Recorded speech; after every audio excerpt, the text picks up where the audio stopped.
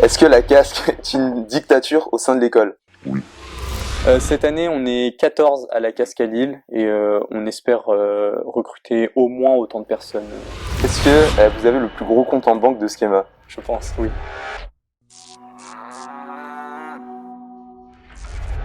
Bonjour à toutes, bonjour à tous, bienvenue dans ce premier épisode d'une série de vidéos qu'on a décidé de lancer avec OnID, une série de vidéos qui sera consacrée aux associations.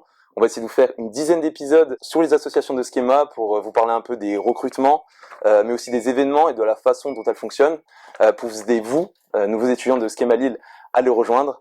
Pour ce premier épisode, on va parler de la CASC qui est la confédération des associations de Schema Lille, de Schema en général. Et pour parler de la CASC, on reçoit Léo. Léo, comment ça va? Je te laisse te présenter. Je m'appelle Léo Ressarayé, donc je suis un M1 en PGE et depuis un an presque, je suis le président de la Casque, donc président à Lille et aussi président national. Donc président national, parce que du coup c'est une association qui est tricampus. Selon toi, donc c'est la CASC, c'est une association qui est un peu particulière dans le sens où elle chapeaute un peu toutes les autres associations. Qu'est-ce qui fait vraiment la particularité de la CASC selon toi? La particularité de la Casque, c'est vraiment sa position centrale, je pense, du fait que c'est ce qui régit la plupart de nos activités, donc que ce soit les activités de trésorerie. Donc on essaye d'être au milieu de toutes les associations et d'être équitable pour tout le monde, et aussi par peut-être les interactions qu'on peut avoir avec les autres associations via le planning ou via l'organisation des recrutements, du calendrier asso, etc. Donc c'est vraiment pour moi la position centrale de la casque qui est définie. C'est quoi en général les principales activités de la CASC? À quoi elle sert? Alors la casque a plusieurs pôles, donc les pôles classiques des associations, donc démarchage et communication. Le démarchage, c'est surtout pour trouver des partenariats pour l'ensemble des associations. Cette année, on a cherché des partenariats pour les bus, par exemple, ou pour les vestes. Le pôle communication, c'est pour faire la communication des événements à l'ensemble des étudiants. Donc, abonnez-vous à la casque sur Instagram Lille pour suivre le récap des événements de la semaine. Et après, il y a des pôles un peu plus spécifiques.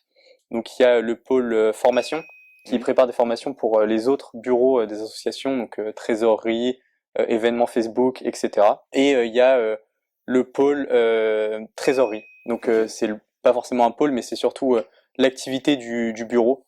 Donc il y a deux trésoriers et moi-même qui nous consacrons presque à plein temps sur l'attribution des subventions et la gestion des différents prêts aux associations. Ok. Et tu me disais du coup juste tout à l'heure que du coup tu étais président donc de la CASC de Schema Lille, mais aussi président national. Ouais. Comment la CASC elle s'organise au niveau national?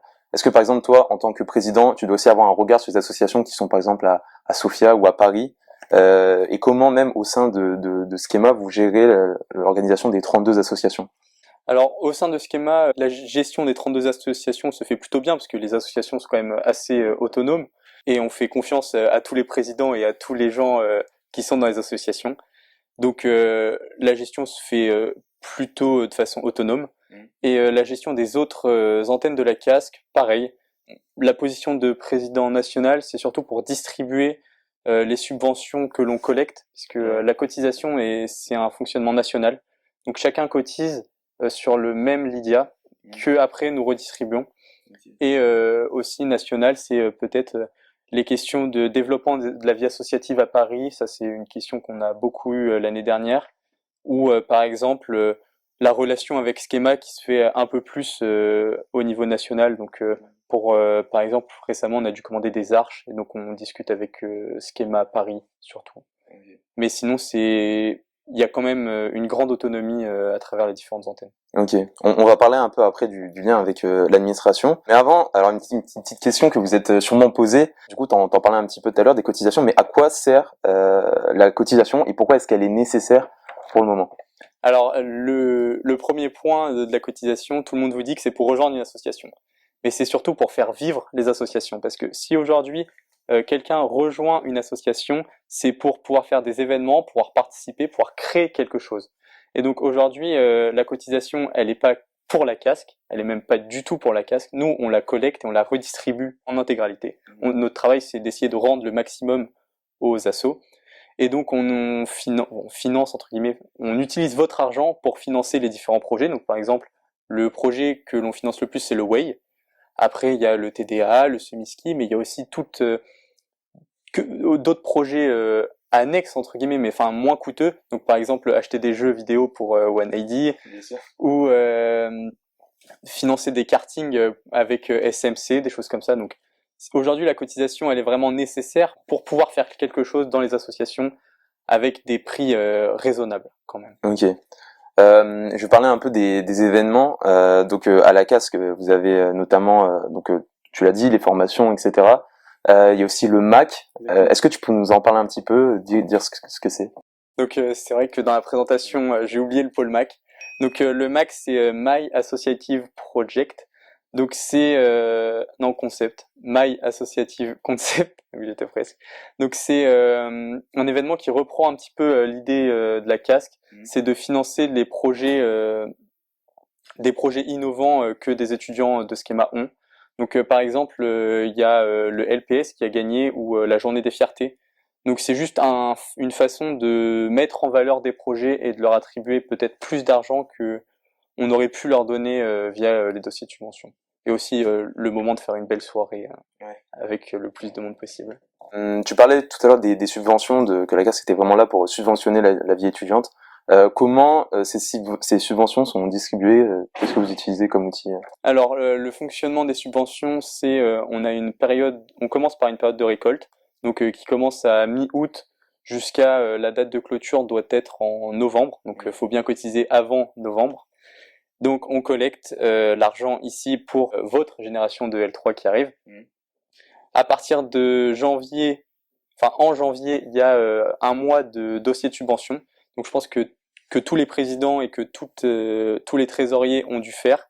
Donc c'est pour essayer de pitcher un petit peu leur projet, de choisir combien ils auront besoin d'argent et donc qu'on puisse ensuite distribuer l'argent. Donc nous, ça nous prend un mois peut-être pour décider de comment répartir l'argent. Donc on essaye de le faire de façon égalitaire entre les assos. Et il y a une deuxième période de subvention en juillet où c'est le même schéma qui se répète. Et donc voilà, c'est comme ça que fonctionnent les subventions. Ok. Et du coup, on va y revenir aussi, mais c'est quoi le lien entre la casque et l'administration de Schema? Alors officiellement, la casque est une association indépendante de Schema, donc on n'a aucun lien juridique entre Schema et nous.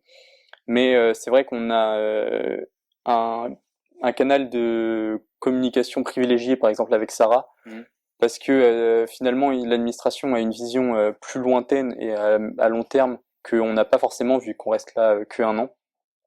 Et donc elle aide nous, mais comme les autres associations, à nous guider sur nos projets ou sur les différentes questions qu'on peut avoir. Donc je sais que personnellement, je discute beaucoup avec Sarah sur des questions diverses et variées, donc avoir les listings des étudiants, avoir une estimation du nombre de personnes qu'il y aura, si il y aura beaucoup de monde à Paris ou pas, etc.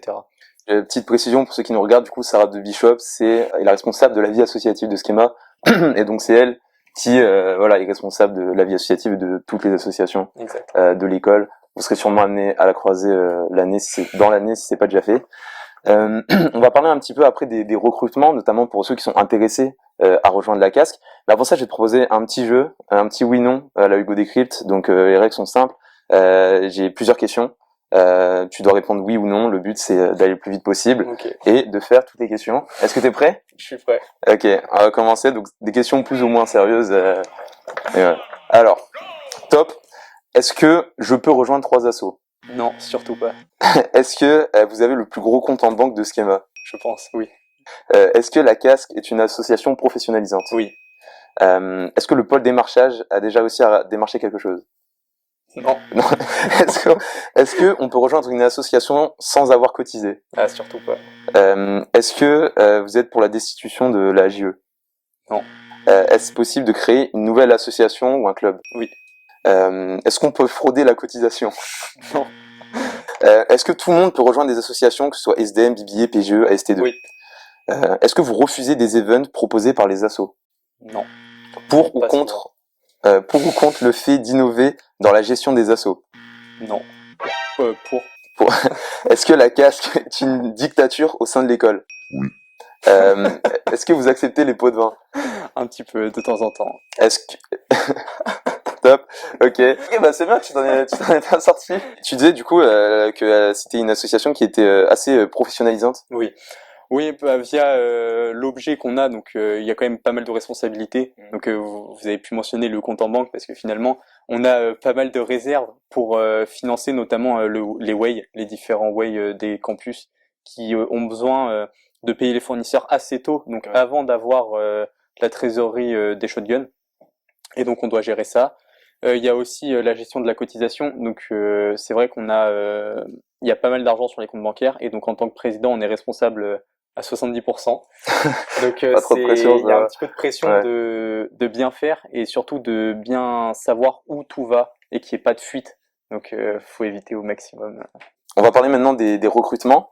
Étant donné que c'est une association professionnalisante, quelle posture toi tu t'attends à rencontrer quand tu vas voir des postulants de la casque? Alors on s'attend à rencontrer tout type de profil parce que on a besoin de profils sérieux, donc notamment pour la trésorerie, le démarchage, choses comme ça, mais aussi de personnes assez sociables pour aller voir tous les autres présidents, pour discuter, essayer de régler les différents soucis qu'il peut y avoir et les différents conflits, vu on peut être amené à refuser certains projets ou à donner moins. Donc on attend vraiment tout type de profil, on n'est pas très difficile sur ça.